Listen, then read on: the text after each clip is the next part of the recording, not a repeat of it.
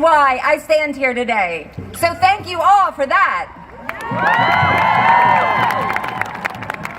So as City Controller, I plan to use the office to make sure that the city's running well, to save millions of dollars, and to make decisions that help people.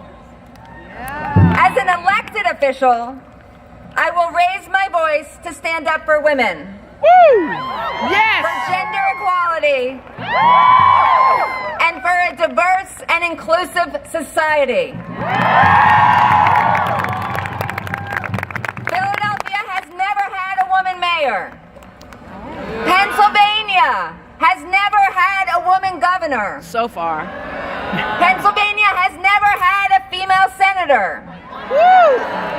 Pennsylvania is 40th out of 50 states in terms of female representation in politics. Whoa! I have a 7-year-old daughter, and I want her to grow up to see not just me as a woman in elected office, but many, many more women, so that she looks and says, leadership is where she belongs, is where women belong. Yes!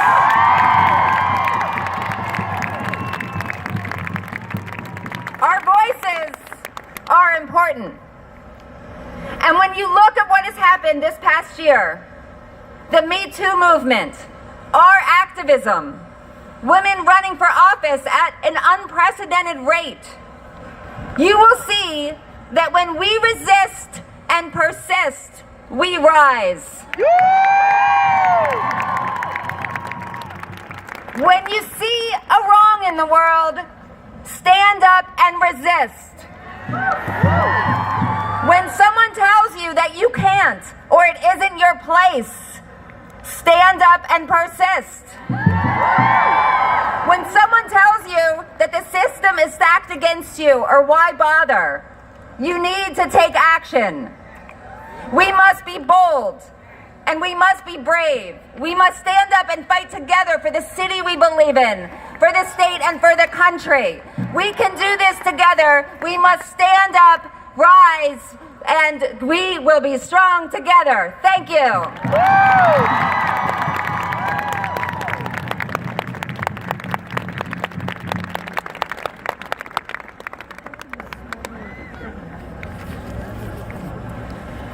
Hi everyone, Emily again.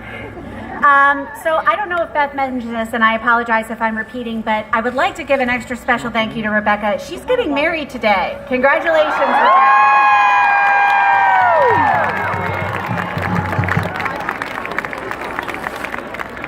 So, that being said, I have the absolute pleasure of introducing Beatrice Carballo. This is Amy Martin. She is a member of our planning team, and she is also a founding board member of Philly Women Rally. She could not be here today. She is our merchandise guru, and if it weren't for Amy, we would not know Beatrice. Beatrice is a local radio personality and public relations specialist, and I'm more than happy to welcome her to the stage.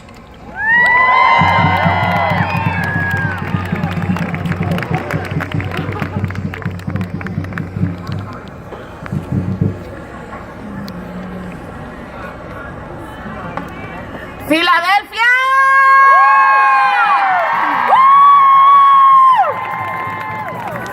Is Puerto Rico out there too? Wamba! Hello, everyone. I'm a little bit nervous, but that, I shake it off real quick, so don't worry about it. All right. I was recently told, well, Beatriz, your people finally woke up from their dream. You thought you were all white. But now look at how this administration is treating your people. Look at what Trump did when he went there to visit. She was referring to the United States citizens in Puerto Rico, because we are United States citizens, President Donald Trump. That's right.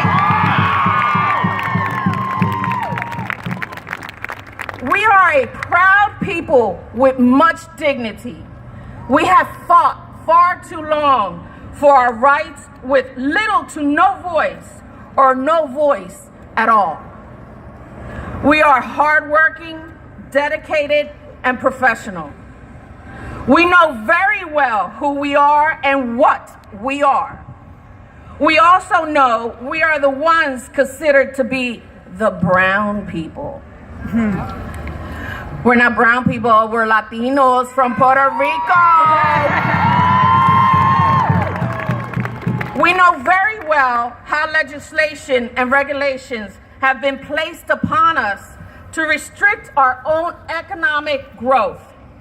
Legislation such as the Impose Jones Act, which has forced us to accumulate a debt of over $75 billion.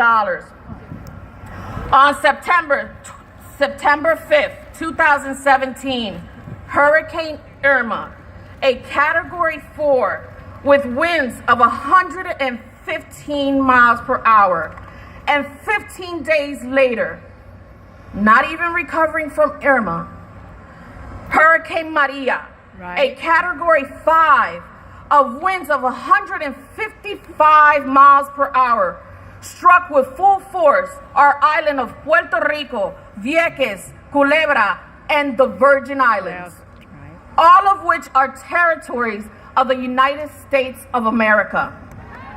That's right. In Puerto Rico, these storms have completely devastated the island by making landfall just south of Yabucoa.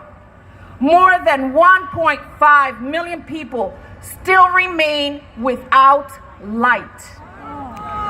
The bridges and roads were torn, flooded, and demolished by rivers and oceans that roared through the communities. Torrential rain and powerful winds ripped the roofs off the homes and the structures. Many have been left homeless or living in dilapidated structures. Businesses have lost all sorts of making revenue. Animals have lost their families and now are astray on broken streets living in hunger. In the Virgin Islands, approximately 100,000 have no drinkable water, no power, and no cell phone service. Many places are just a pile of rubble, and some look like bomb sites. The territory has been obviously and obnoxiously overlooked by the administration. Although Vice President Mike Pence vowed that the White House would be there through the entire process of recovery, but has not kept his promise.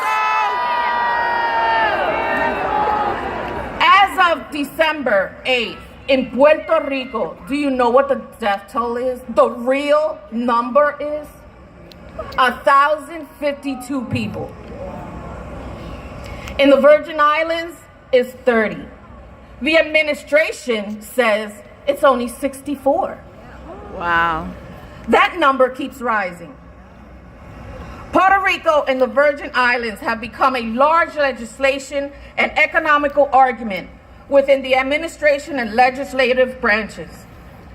Senator Bernie Sanders introduced a legislation entitled the Puerto Rico and U.S. Virgin Islands Equitable Rebuild Act of 2017, which would forgive Puerto Rico's debt and install a new electrical grid that could withstand future hurricanes, all of which has been read twice in Senate and now referred to the Committee on Finance, and yet no avail.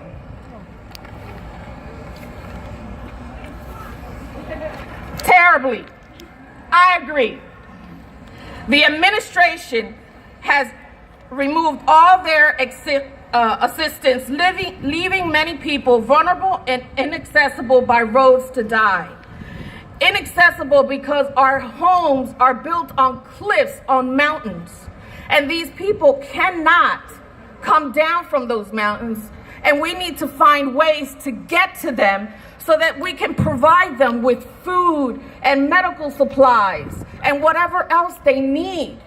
But we need this administration to stop playing the political games that they play with not only Puerto Rico and the U.S. Virgin Islands, but also here on the mainland. They play too many political games.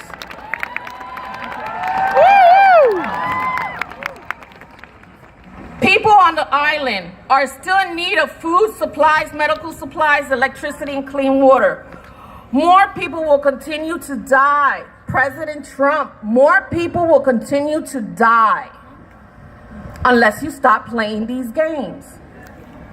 Many have evacuated to the mainland. Many are here in Pennsylvania and in New Jersey. I and my daughter, Crystal Carabello, have serviced many of these families that have evacuated here because what are you staying in Puerto Rico for? What are you staying in the Virgin Islands for? You lost your home. You lost everything. You have to survive for your child, for your elderly parent, and for yourself. So a lot of them are here, and we have to help them here. What is happening on these islands by the White House, the president, and the administration is pure racism. Yes! And until racism is truly and honestly addressed head on, no one will truly have equality here or there.